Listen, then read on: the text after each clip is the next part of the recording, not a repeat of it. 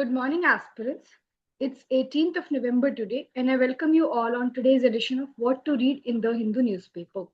I'm 𝗗𝗶𝗹𝘆 𝗡𝗲, Senior Mentor at Prepp IAS. While going through the articles, we will not only see its relevance with regard to prelims and mains, but we'll also try and interlink it with other GS papers as well. I am here to align your newspaper reading as a part of our GS syllabus by identifying key areas of the context and also the peripheral areas that we have to revise. So let's get started. The very first article that is very much important to go through while reading today's newspaper is about Delhi blast culprits will get strictest punishment, Shah says at Zonal Council meet. So while going through this particular article, the arenas that we have to revise and why this particular article is important from our exam perspective is about knowing about zonal council. It is already mentioned over here. So firstly, the linkages, if I have to tell you which all section this particular topic will fall under our syllabus, is under the theme GS paper 2 federalism, interstate coordination, interstate council. Also relevant for GS paper 3, the peripheral angle, is internal security, terrorism, disaster and security architecture of our country.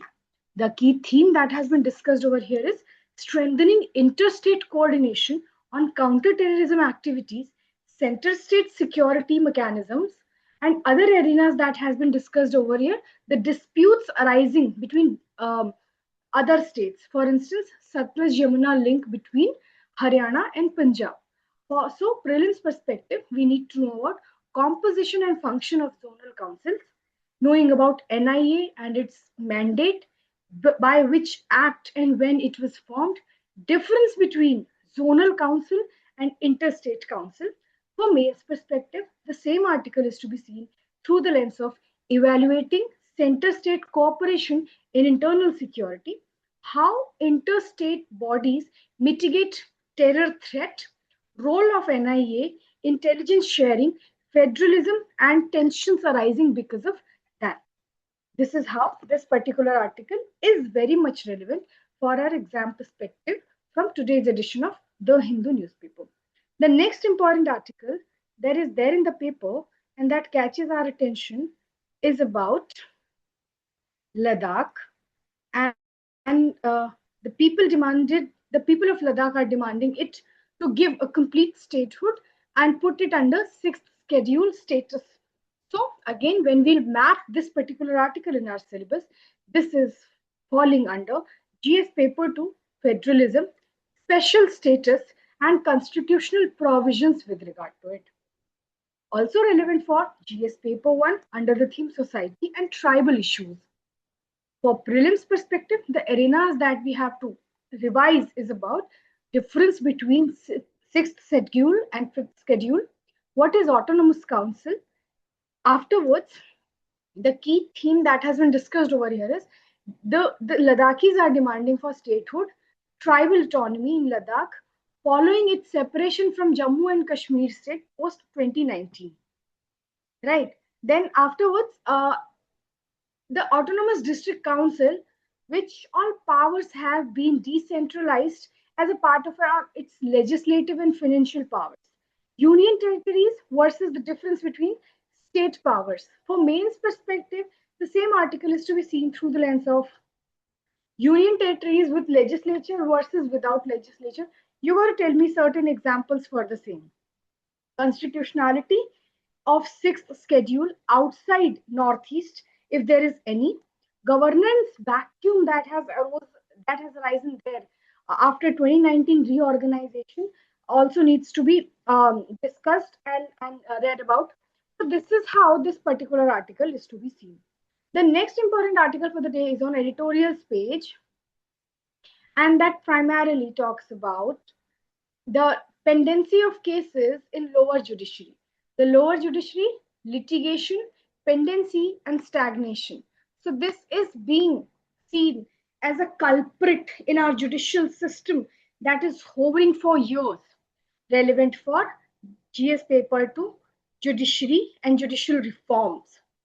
Also relevant for GS paper 1, social issues wherein access to justice can be linked. Then the key theme that has been talked in this particular article is about structural problems that is there in lower courts with regard to vacancies, infrastructure, and case backlogs.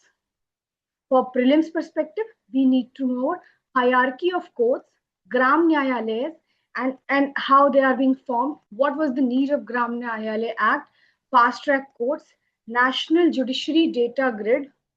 For mains perspective, the same article is to be seen through the lens of we got to discuss the pendency of cases and the reforms that is needed, need for all India judicial services or not, technology and e-court phase 3 should be launched to ease the pendency of cases in courts. Gender and diversity in judiciary is itself a key theme over there that we have to think and read about. This is how this particular article is to be seen. The next important article for the day is about India needs to connect, build, and revive with Africa.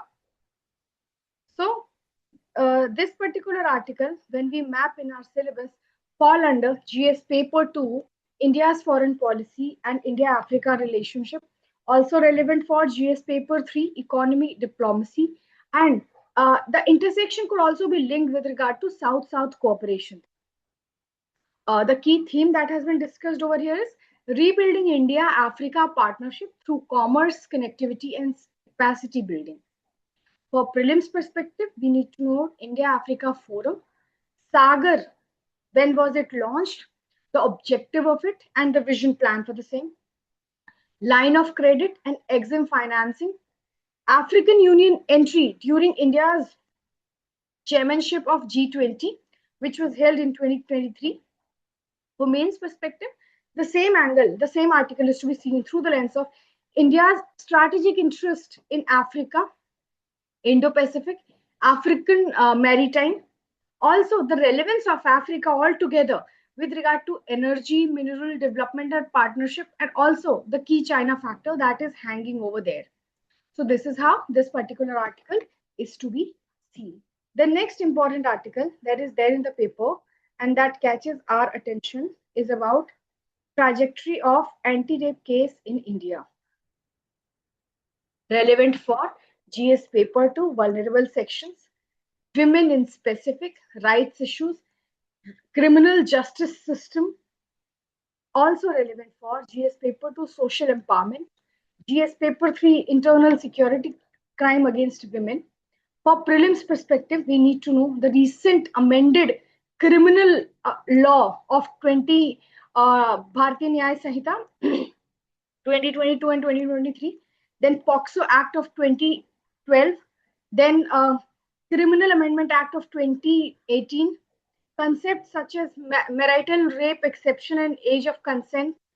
For mains perspective, the same angle is to be seen through the lens of effectiveness of punitive reforms, need for police reforms and survivor-centric justice that is needed, and debate around age of consent and criminalization that we are witnessing in the form of rising cases against the teenagers who initially were consensual in nature, the relationships were consensual in nature, and now the allegation has been against them. So this is how this is to be seen. The next important article for the day is about Batukeshwar Dutt, remembering Batukeshwar Dutt, the forgotten comrade of Bhagat Singh. So relevant for GS Paper 1, Modern History, under the theme Revolutionary Movement, and also for prelims perspective, we need to know about revolutionary organization, role of HSRA, the conspiracies it has held, Lahore conspiracy case. The key theme that can be linked while going through this particular article is about the forgotten revolutionary who bombed Central Legislative Assembly alongside Bhagat Singh in 1921. So his role, what has been his contribution, HSRA, its ideology, other members of HSRA, assembly bomb case, role of revolutionary altogether in freedom struggle. For mains perspective, the comparative analogy with revolutionaries versus moderators can be asked in our exam, their impact on national movement, why certain revolutionaries remain forgotten in historical memory till date. So this is how this particular article is to be read and revised and analyzed holistically. And the last important article for the day is about UNESCO's new guidelines on neurotechnology. So when we map this in our syllabus, will fall under GS paper 3, science and tech, ethics in tech in particular, also relevant for GS paper 4, neuro rights, privacy and autonomy. The key theme that has been discussed over here is UNESCO warns against unethical use of brain-computer interface, calls for global norms. For prelims perspective, we need to know what is exactly brain-computer interface, what is neuro rights, UNESCO conventions, AI regulation frameworks with regard to it. For mains perspective, we need to know the arenas such as ethical issues in neurotech, impact on privacy, autonomy, and concept, and need for global regulation and India's role in it. This is how this particular article is to be seen. So this is all from my end for today's Hindu newspaper. Till we meet for the next time, take care, goodbye, keep learning.